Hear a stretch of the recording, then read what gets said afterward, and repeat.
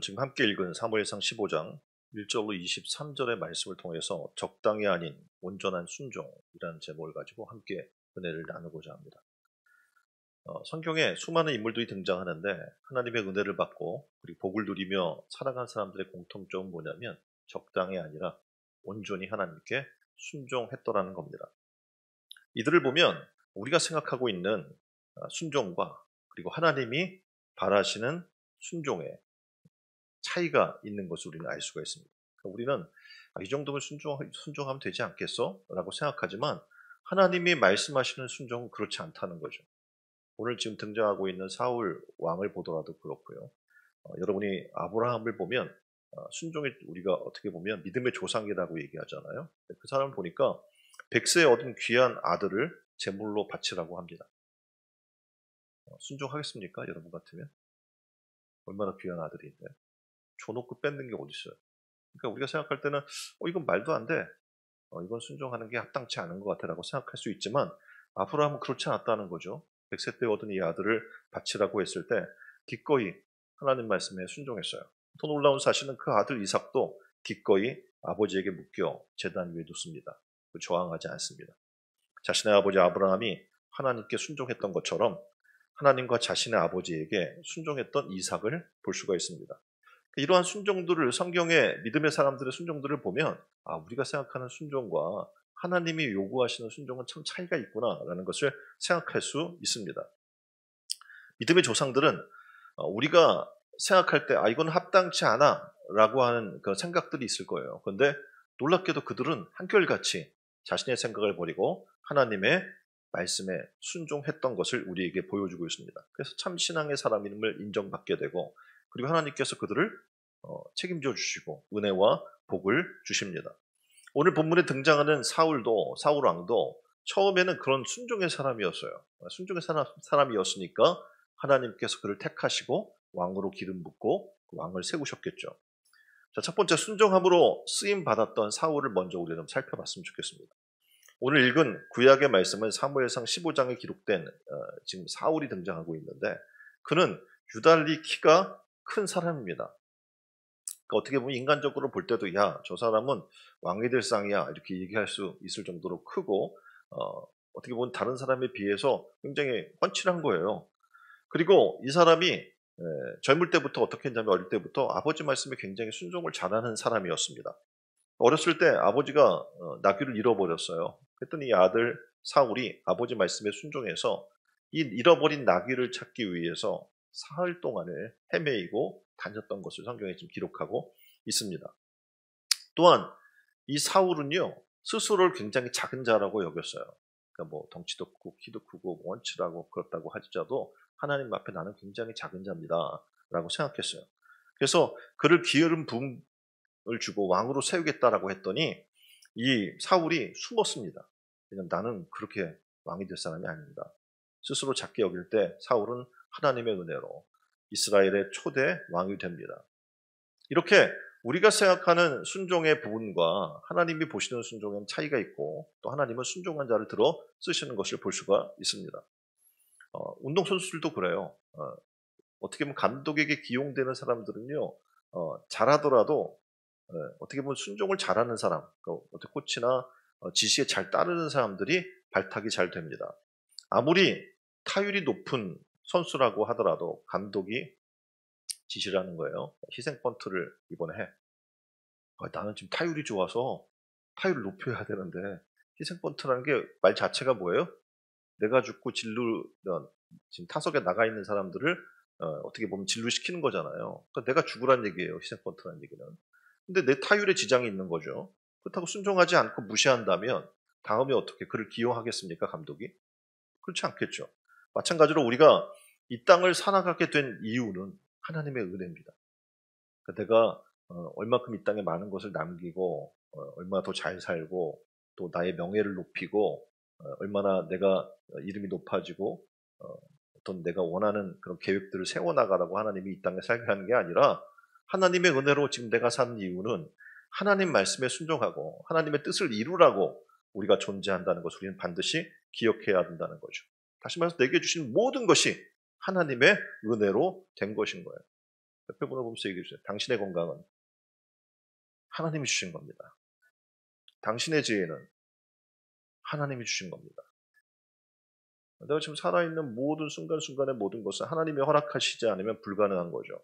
지금 사울 왕이 왕이 된 것, 그리고 그의 누리는 권세, 그의 물질, 그의 건강, 모든 것은 하나님이 주신 것이에요. 근데 이제 오늘 본문부터 등장하는 것은 뭐냐면, 이 사울이, 철저히 순종했던 사울이 적당히 하는 순종으로 바뀌는 거예요. 하나님이 원하시는 것은 온전한 순종인데, 이 사울 왕이 갑자기 바뀌어서 태도가 적당히 하는 거예요. 적당.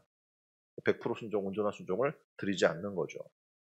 다시 말하면 이제 이 땅에 존재하는데 자기가 왕의 위치에 올라가고 사람들을 이끌어야 하고 자신이 뭔가 한다고 생각하니까 하나님 말씀이 들리지 않는 겁니다. 왜 이 하나님께 인정받았던 그가 하나님께 버림받는 자리로 나아가게 될까요? 아말렉을 진멸하라는 명령을 오늘 본문에 보니까 하고 있습니다. 그렇다면 어떻게 해야 됩니까? 그는 무조건 순종해야 돼요. 왜냐하면 하나님 명령 따르라고 세운 왕이기 때문에 그렇습니다. 그런데 그는 그 전쟁 현장에 나아갔는데 하나님 말씀 100% 그대로 순종하지 않습니다. 자기 딴에는 다 했다고 사무엘에게 얘기하는 거예요. 다 했어요 라고 이야기하는 거예요. 근데 다 죽이라고 진멸하라고 얘기했는데 진멸했나요 안 했나요? 하지 않고 왕이 봐서 자기 권세를, 내가 이 나라의 왕을 이렇게 죽이지 않고 살려왔고 이 사람은 나의 어떻게 신하가 되고 이런 거예요. 그런 걸 좀 과시하기 위해서 그 왕을 죽이지 않았습니다. 전쟁 물품 중에서도 보기 좋은 것, 그리고 쓸만한 것들은 가지고 왔어요. 진멸하지 않았어요. 자기 딴에는 그런 것을 없애는 것보다는 가져와서 하나님께 쓰는 것이 더 실용적이라고 생각했을 수 있습니다. 그런데 하나님은 사울을 왕으로 세우신 것을 지금 이 대목에서 후회하신다고 얘기하는 거예요. 도대체 사울이 뭘 잘못했길래? 했잖아요, 순종. 죽일 건 다 죽이고 어떻게 왕 살려주고 좋은 걸 갖고 온 것 외에는 진멸하라고 해서 나머지는 다 진멸했어요 라고 스스로 생각하는 거예요. 다시 말해서 100% 순종은 아니었지만 그래도 순종했어요. 웬만큼 했습니다 라고 생각할 수 있습니다. 그런데 하나님의 말씀 그렇지 않다는 거예요. 그를 세운 것을 후회할 정도로 그는 어떻게 불순종의 사람이고 하나님 말씀에 순종하지 않는 교만을 행했다라고 사무엘을 통해서 지적하고 있는 겁니다. 1절에 사무엘이 사울왕에게 굉장히 중요한 말을 합니다. 자신을 보내어 사울왕에게 기름을 부어 이스라엘을 왕으로 삼으신 분이 하나님이다라는 사실을 잊지 말아라 라고 지금 얘기하고 있는 거예요. 하나님이 세우셨다는 것을 기억하라는 겁니다. 지금 내가 하나님의 은혜로 구원받았고 신앙생활을 하고 있고 지금 내가 삶을 살고 있는 것은 무엇 때문에? 하나님의 은혜예요. 살면서 여러분이 건강이 안 좋을 수도 있어요. 경제적 어려움이 찾아올 수도 있고 가정에 사람들과 화목지 않을 수도 있고 일이 잘 안 될 수도 있어요. 그래도 내가 살아있는 것은 누구의 은혜예요? 하나님의 은혜. 이걸 잊어버리는 거예요. 조금만 안 좋으면 원망하고 불평하고 내가 괜히 했어. 신앙생활을 괜히 시작했나 봐. 수많은 원망으로 돌아가는 거죠. 사울 왕의 모습 속에서 하나님은 얘기하십니다. 내가 너를 세웠다는 것을 잊지 말아라. 네가 존재하는 이유는 하나님의 은혜다라는 것을 얘기하는 겁니다. 다시 말해서 왕의 권세, 지금 왕으로 지금 치리하고 할 수 있는 능력을 주신 것 다 하나님의 은혜라는 거죠. 지금 사울은 왕이지만 하나님 말씀에 순종해야 돼요. 왜냐하면 그를 세운 사람이 세운 분이 누구냐면 하나님이고 그리고 자기는 지금 하나님께 쓰임받았다는 것을 잊지 말아야 한다고 얘기하는 겁니다. 자, 지금 여러분은 어떻게 사시고 계십니까? 하나님의 피조물로 사십니까? 하나님께서 독생자 예수 그리스도를 주셔서 여러분 한 사람을 구원하기 위하여 피 흘리시고 십자가에 죽으시고 고난당하신 놀라운 은혜로 지금 내가 살아있음을 여러분 기억하고 계십니까? 그렇다면 우리는 하나님의 뜻에 순종해야겠죠. 그 순종이 어떻게 되어야 되냐면 100%의 순종을 지금 말씀하고 있는 겁니다. 우리는 생각해요. 어떻게 순종을 해야지? 어디까지 순종을 해야 되지? 라는 것을 물어보는데 성경은 계속 얘기하는 거예요. 아브라함의 모습을 보면서도 아들 이삭을 바치라고 했을 때 그 이삭을 바칠 정도로 내 생명보다 귀한 그 아들을 내어놓을 정도로 100% 순종하라는 거예요. 하나님의 뜻이 온전히 무엇인지는 우리는 이해하지 못할지라도 그 뜻이 가장 옳음을 믿고 순종하라고 얘기하고 있는 겁니다. 자, 옆에 분에게 물어봅시다. 온전히 순종하고 계십니까? 온전히 순종하고 계세요? 100% 순종하고 계세요? 아니면 10%, 20%, 50%만 순종하고 계십니까? 온전한 순종으로 하나님께 인정받는 사람들이 됐으면 좋겠습니다. 그리고 하나님께서 계속해서 쓰시는 사람이 됐으면 좋겠습니다. 그런 신촌 은혜로운 교수들이 다 되기를 주님의 이름으로 축원드립니다. 오늘 두 번째 등장하는 사람들이 있는데 누구냐면 겐족속이라는 사람들이 등장을 해요. 근데 놀랍게도 이 사람들의 모습을 왜 하나님이 보여주시냐.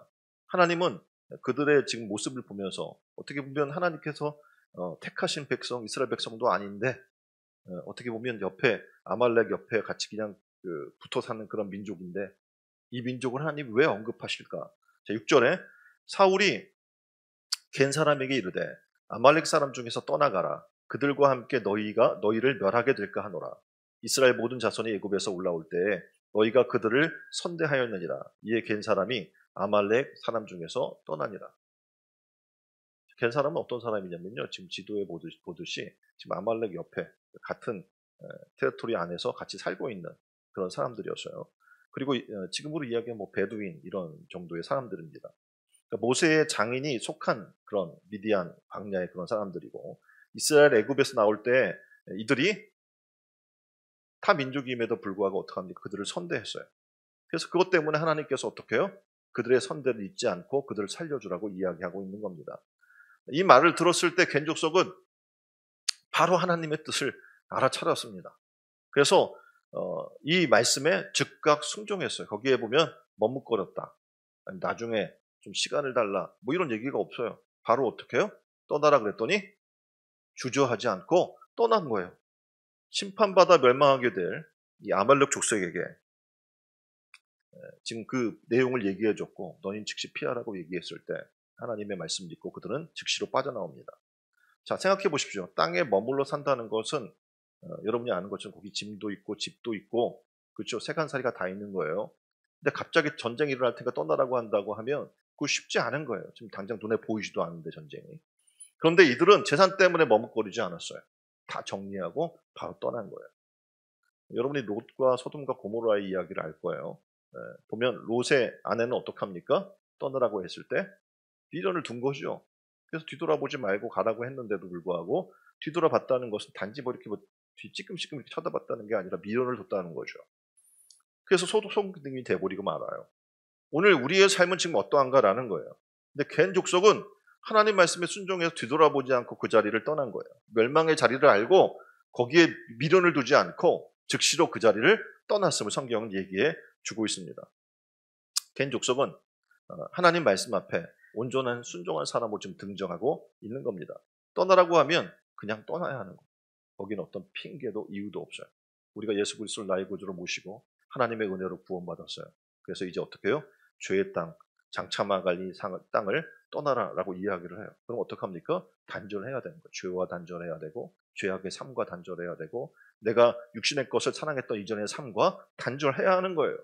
떠나지 않고 머뭇거리면 그들은 어떡합니까? 소돔과 고모라의 롯의 처처럼 그런 죽임을 당하게 되는 겁니다. 여러 가지 못 떠날 이유가 있겠죠. 뭐 바쁜 내가 계획했던 그런 일들이 있을 수 있어요. 근데 하나님이 떠나라 명령할 때 거기에는 어떠한 핑계도 통하지 않습니다. 말씀에는 우리가 해야 할 일은 100% 순종인 겁니다. 자, 겐 족속은 아말렉 족속과 함께 살았어요.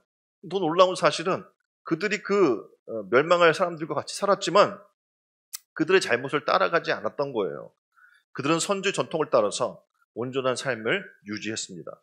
그러니까 같이 살아도 이렇게 우리의 삶의 모습이 다를 수 있다는 거죠. A.W. 토조는 믿음에 타협은 없다라는 책을 썼습니다. 이 책에서 이런 경고를 해요. 얄팍한 믿음. 이 믿음은 편하게 대충 사는 거예요. 그래서 믿음도 편하고 대충 믿으려고 하는 거죠.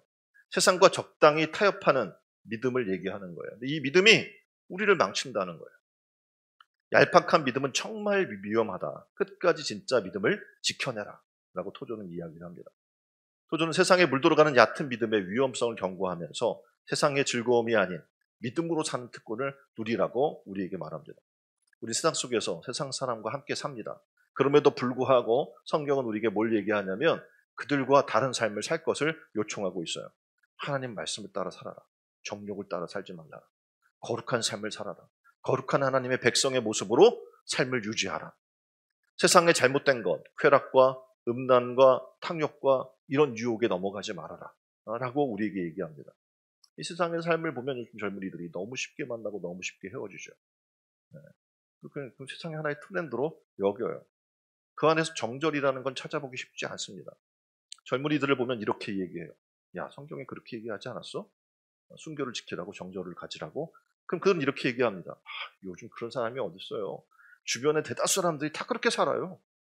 방송도 그렇게 조장을 해요. 다 그런 것처럼. 생각해보세요. 지금 거의 800만, 1000만의 기독교인이 있다고 이야기한다면 그들은 안 그래야 되는 거 아니에요?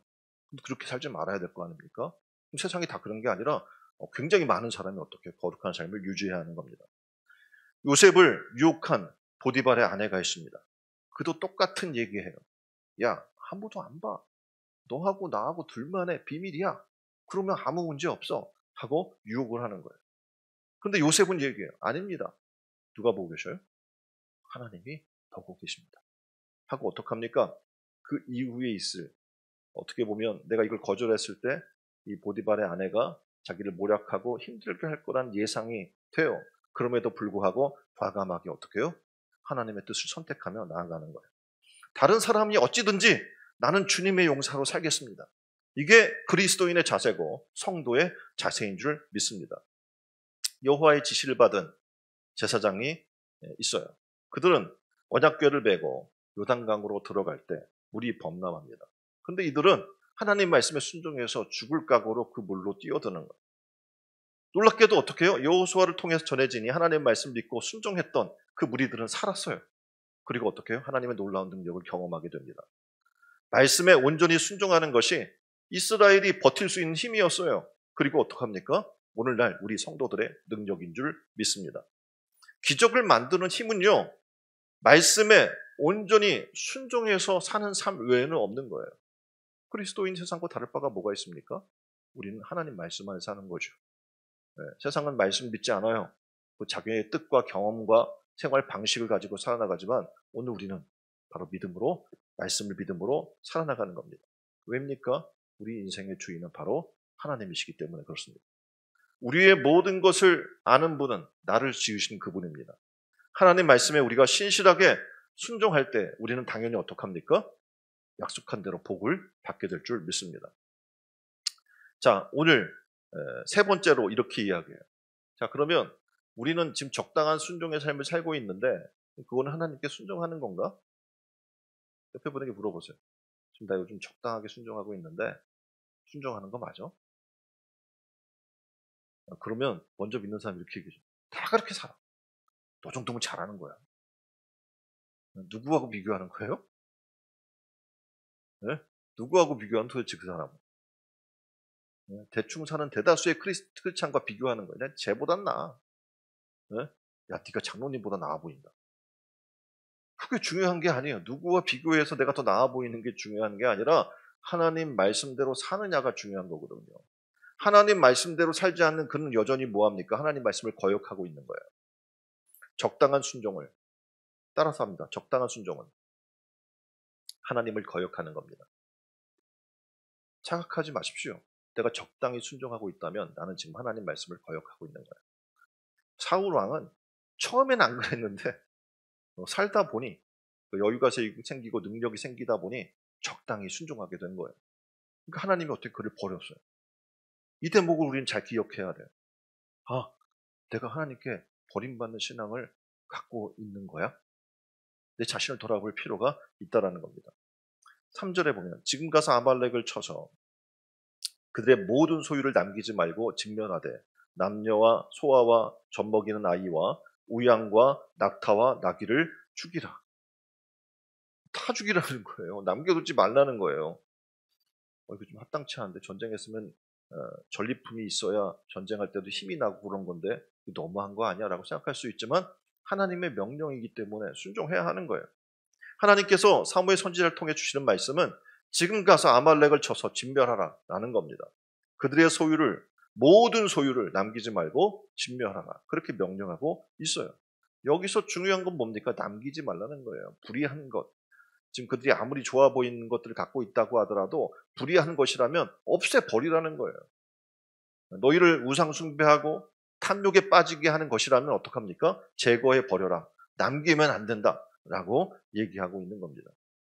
자, 구조를 보면 사울과 백성이 아각과 그의 양의 소의 가장 좋은 것 또는 기름진 것과 어린 양과 모든 좋은 것을 남기고 진멸하기를 즐겨 아니하고, 하나님 말씀에 순종하는 것을 즐겨하지 않은 거예요.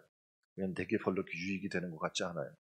가치 없고 하찮은 것들만 진멸했다, 이렇게 얘기하고 있는 거죠. 마음이 들어있는 거예요. 다시 말해서 하나님 앞에 100% 순종하고 싶지 않은, 그것을 말씀에 순종하는 것을 즐겨 하고 싶지 않은 그 마음이 담겨 있는 거죠. 사울 왕과 백성이 아각과 그 양과 소의 가장 좋은 것 또는 기름진 것과 어린 양과 모든 좋은 것은 남겨두었다라고 얘기하고 있는 겁니다. 처음에 전쟁 갔을 때는 그런 마음이 없었어요. 말씀대로 그냥 다 죽여버려야지, 없애버려야지, 불의하고 악한 거잖아, 저들은 우상 숭배하는 자잖아 라고 생각했는데 가서 보니까 너무 좋은 거예요. 이런 좋은 거를 가지고 있었어 얘네들이. 이런 살찐 소와 살찐 양이 있어. 우리는 없는데. 어떻게 해요? 탐심이 들어가는 거죠. 그리고 어떡합니까? 말씀에 순종하지 못했어요. 그리고 그것을 순종하기를 즐겨하지 못했던 겁니다. 다시 말해서 이것은 하나님 명령을 진지하게 듣지 않았다는 겁니다. 흘러듣고는 자기 생각대로 한 거예요. 자기 편한 것, 자기에게 유리한 것, 그런 걸로만 지금 들린 거죠. 사무엘이 사울에게 이른즉 사울이 그에게 이르되 원하건대 당신은 여호와께 복을 받으소서. 내가 여호와의 명령을 행하였나이다. 사울이 거짓말해요. 하나님 말씀대로 했대요. 그랬더니 사무엘이 사울에게 말해요. 원컨대 당신은 여호와께 복을 받으소서. 내가 여호와의 명령을 행하나이다 라고 말했더니, 지금 어떻게 보면 사무엘은 사울 왕의 잘못을 듣고 굉장히 진노해서 찾아왔는데 지금 자기 잘못을 모르고 있는 지금 사울 왕을 보는 거죠. 그러니까 되게 하나님 말씀에 불순종하는 이들은 자기가 하나님 말씀에 불순종하는지 몰라요. 그리고 어떡합니까? 자기 정도면 잘하고 있다고 생각하는 거죠. 사울 왕은 자기 잘못을 모르고 있습니다. 그러니까 어리석은 사람의 특징은 자기가 무엇을 잘못하고 있는지 깨닫지 못한다는 거죠. 사무엘이 그래서 얘기해요. 그러면 내 귀에 들려오는 이 양의 소리와 내게 들리는 소의 소리는 어찌입니까? 다 진멸하라고 했는데 지금 이게 뭐 하고 있는 겁니까? 라고 지적하는 거죠. 그랬더니 다만 자기가 아니라 백성이 그 마땅히 멸할 것 중에서 마땅히 해야 되면 해야 되잖아요. 근데 핑계를 대요. 가장 좋은 것으로 길갈에서 당신의 하나님, 나의 하나님도 아니고 당신의 하나님 여호와께 제사하려고 양과 소를 끌어왔습니다 라고 얘기하는 거예요. 사울이 지금 보면 사무엘이 지적해도 그 말이 들리지 않아요. 그리고 잘못을 깨닫지 못하고 핑계를 대는 거예요. 불순종의 전형적인 모습 중에 하나가 뭐냐면 핑계입니다. 나는 청종하여, 나는 말씀을 잘 들어서 왕과 사람을 진멸하라고 했는데 백성들이 제사하려고 남겨둔 거예요. 내가 한 거 아니에요. 이렇게 얘기하는 거죠. 하나님은 전지전능하신 분입니다. 하나님은 사람들의 마음과 품은 생각을 모조리 다 아시는 분이에요. 하나님을 속이려고 한다는 것 자체가 얼마나 무식한 일입니까? 하나님을 위해서 하나님 말씀을 어겼다? 이게 말이 돼요? 앞뒤가 안 맞는 말이 아닙니까? 하나님을 위한다면 말씀에 순종해야죠. 하나님을 위한다고 하면서 어찌 하나님 말씀을 어길 수 있단 말입니까? 그래서 사무엘 선지자가 이렇게 얘기해요. 22절에 순종이 제사보다 낫고 듣는 것이 수양의 기름보다 낫습니다. 왕은 이것을 아셔야 합니다 라고 얘기해요. 지금 여러분은 하나님 말씀에 핑계하는 일들이 있습니까? 하나님이 이렇게 하라고 하는데 지금 바빠서요. 지금 시험 기간이고 학생들은 지금 내가 직장에서 굉장히 바쁜 프로젝트를 지금 하고 있고요. 지금은 내가 가정에 문제가 있어요. 수많은 핑계를 대면서 하나님의 말씀에 순종치 않고 있는 것이 아닙니까? 성경은 이렇게 이야기하는 거예요. 순종은 핑계하지 않고 듣는 것이다. 듣는 것은 제사보다 낫고 수양의 기름보다 낫다 라고 지금 말씀하고 있는 겁니다. 사울은 하나님의 예언하신 말씀대로 집행합니다. 여호와의 신이 사울에게서 떠나고 여호와의 부리시는 악신이 그를 번뇌케 한지라. 그러니까 적당이라는 것은 이제 하나님 말씀 순종하지 않겠다는 거죠. 하나님을 우습게 여기겠다는 거예요. 전능하신 하나님을 전능하신 하나님으로 인정하지 않는 거죠. 그러니까 어떡합니까? 악신이 들어와요. 그리고 그를 번뇌케 합니다. 여호와께서 사울을 떠나 다윗과 함께 계심으로 사울이 그를 두려워해요. 두려움이 없던 자가 이제 어떡합니까? 하나님의 영이 떠나니까 사람 막 두려워하기 시작합니다. 사울왕이 비참하게 죽은 것은 말할 것도 없고 사울왕의 자식들이나 사울왕의 가문까지도 멸망하고 맙니다. 23절에 그래서 이렇게 이야기해요. 거역하는 것은 사술의 죄요. 완고한 것은 사신 우상에 절하는 것입니다. 라고 얘기하는 거죠. 실제로 사울왕은 하나님을 위한다고 말하지만 자신의 욕심을 앞세우고 있는 겁니다. 자, 이 점에서 우리 자신을 돌아볼 필요가 있겠죠. 지금 우리는 어떻게 신앙생활하고? 존 메가더는요 이렇게 얘기해요. 마음에서 우러나오는 순종과 헌신은 하나님을 사랑한다는 가장 명백한 증거입니다. 내가 하나님을 사랑해, 주님 사랑해요, 막 주님 사랑해 노래를 부른다고 하더라도 그것이 마음에서 우러나오는 순종이 따라오지 않는다면, 헌신이 따라오지 않는다면 그것은 하나님을 사랑하는 것이 아니라는 거죠. 자, 여러분이 하나님을 사랑한다면 진정으로 내 마음, 내 몸과 마음이 하나님 앞에 산 제물로 드려지는 그런 예배를 하나님 앞에 올려드리게 되어 있어요. 기도를 해도 그의 나라와 그의 의를 구하게 되어 있어요. 내가 봉사를 하는 것이 기쁨이 됩니다.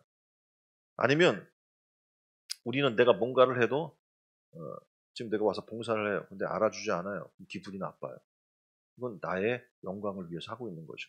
내 욕심을 우선해서 내가 교회 와서 뭔 생활을 하더라도 그렇게 되는 거예요. 지금 나의 신앙생활이 하나님께 영광을 위한 것인가 아니면 나를 위한 것인가 돌아볼 필요가 있다는 거예요. 우리의 육신의 욕구가 먼저라면 우리는 지금 신앙생활이 사울왕처럼 적당한 신앙생활을 하고 있음을 깨달아야 합니다. 돌이켜서 어떡합니까? 온전한 순종의 삶으로 변화되시기를 주님의 이름으로 축원드립니다. 온전한 순종은 바로 하나님을 나의 주인 삼는 거예요. 그분이 내 삶의 통치자예요. 내 삶의 주권자라서 나의 시간도 그분이 통치하고 나의 삶도 나의 몸도 나의 모든 것도 하나님의 것임을 인정하는 삶을 살아나가는 거예요. 다시 말해서 주님이 나의 주인이심을 인정하는 삶을 사는 겁니다. 자, 네 번째, 순종이 제사보다 낫습니다 라고 지금 이야기를 하고 있어요. 우리가 지금 예배를 드리고 형식적인 모든 것들을 하고 있어요. 근데 그 어떤 것보다도 말씀에 순종하는 것이 어떻게 해요? 가장 선하고 좋다. 하나님이 기뻐하시는 이다 라고 이야기해요. 순종이. 사무엘이 이르되 여호와께서 번제와 다른 제사를 그의 목소리를 청종하는 것을 좋아하심같이 좋아하시겠나이까. 순종이 제사보다 낫고 듣는 것이 수당의 기름보다 나으니. 자, 사울왕은 하나님의 선택으로 왕이 됐어요. 선택의 이유는 그의 순종의 모습이죠. 아말렉과 전쟁 후에 하나님께 제사 드리기 위해 좋은 것을 남겼다고 그는 얘기했지만 그것은 어떻게 해요? 순종의 태도가 아니에요. 거기엔 자기 생각이 들어있고 자기 욕심이 들어있고 자기의 뭐가 들어있어요? 탐욕이 들어가 있습니다. 다시 말해서 자기 중심적이라는 거예요. 하나님 말씀보다는 자기의 이익, 자기 육신의 욕심을 지금 앞세우고 있다는 거죠. 이게 바로 우리 한국 기독교의 문제점입니다. 하나님 말씀에 순종하지 못하고 신앙생활도 자기 욕심대로 하는 거죠. 말씀에 순종이 아니라. 성도는 세상 사람과 달리 구별된 사람입니다. 예배를 드려요. 그러면 그 예배 속에서 신령한 하나님, 영적 삶의 모습이 회복돼야 돼요. 삶에서는 세상 사람과 차이가 드러나야 돼요. 교회에서는 그리스도인인데 생활 속에서 타락한 세상 사람과 같은 가치관을 가지고 살아가고 있다면 그것은 큰 문제입니다. 이것이 바로 하나님께 버림받은 사울왕의 모습이었어요. 이방 민족과 다를 바가 없는. 분명히 예배 드리기 위해서 뭐 양도 가지고 오고 소도 끌어왔다고 했는데 하나님이 받지 않는 자기 욕심으로 하는 예배가 무슨 소용이 있겠습니까? 누가복음 7장 8절에 보면 백부장의 이야기가 등장합니다. 나도 남의 수하에 든 사람이에요. 내 아래도 병사가 있으니 이더러 가라 하면 가고 저더러 오라 하면 오고 내 정도로 이것을 하라 하면 하나이다. 백부장은 예수 그리스도를 자신의 주인으로 인정합니다. 그리고 어떡합니까? 나는 당신이 말하면 듣는 자입니다. 종입니다. 명령만 내리십시오. 충성하겠습니다. 라고 지금 고백하고 있는 거예요. 신앙의 삶은 이거예요. 순종의 신앙의 삶은 이겁니다. 오라 하면 오고 가라 하면 가고 주님 말씀하시면 하겠다는 거예요. 이게 순종이잖아요. 근데 그렇지 않고 내 생각대로 살아나가면서 교회 와서 그냥 격식 차리면서 예배드리고 그냥 신앙의 모습만 갖추겠다는 것은 순종의 사람의 모습이 아니라는 거죠. 우리는 하나님 말씀 앞에 백부장처럼 순종하는 믿음의 사람이 되기를 소망합니다. 지금 여러분은 어떻게 살고 계십니까? 하나님 말씀을 온전히 순종하며 살고 계십니까? 하나님 말씀을 순종한다고 했지만 온전하지 않고 지금 사울처럼 적당히 순종의 삶을 선택하고 있지 않습니까? 그렇다면 이 시간 회개해야 합니다. 왜냐하면 그것은 하나님을 거역하는 삶의 모습이기 때문에 그렇습니다. 만일 내가 지금 순종하려고 해도 되지 않고 있다면 이 시간 하나님 앞에 기도해야 돼요. 하나님, 순종의 믿음을 내게 허락하여 주옵소서. 하나님, 순종할 수 있는 믿음을 내게 주옵소서. 하나님, 순종할 힘을 내게 허락하여 주옵소서. 하고 하나님 앞에 간절히 기도하는 여러분 되기를 바랍니다. 10월 무슨 달이에요? 순종의 달이에요. 하나님 말씀을 돌아봐야겠죠. 주야로 그 말씀을 묵상해야 돼요. 그리고 그 말씀을 통해서 내 자신을 돌아봐야 합니다. 내가 하나님 말씀을 온전히 순종하고 있는가? 하나님의 은혜를 누리기는 원하지만 말씀에 순종하지 않고 적당히 살아나가는 신앙의 삶을 살고 있지 않은가? 이렇다면 이 삶을 이 시간 내려놓고 회개하고 온전히 하나님 앞에 순종할 믿음을 얻어서 참된 평안을 누리고 복을 누리고 하나님께 영광 돌릴 수 있는 믿음의 사람들로 서시기를 주님의 이름으로 축원드립니다. 기도하겠습니다. 우리의 생각대로 행동한 죄를 이 시간 회개합니다. 내가 편한 것, 유리한 것만 들으려고 했던 우리의 닫힌 귀를 열어주시기를 원합니다. 하나님 말씀보다 나의 육신의 욕심을 앞세운 우리의 죄를 회개합니다. 하나님 말씀을 순종한다고 하였으나 온전히 순종하지 못한 죄를 회개합니다. 순종의 달에 갠 족속과 같이 하나님 말씀에 온전히 순종할 수 있도록 도와주시옵소서. 온전한 순종, 100%의 순종할 믿음을 우리에게 주시기를 소원합니다. 신촌 은혜로운교회 모든 성도들이 하나님 말씀에 온전히 순종하여 하나님의 은혜와 사랑을 받아서 평안과 복을 누리며 살게 하여 주옵소서. 순종의 본이 되신 예수 그리스도의 이름으로 기도합니다. 아멘.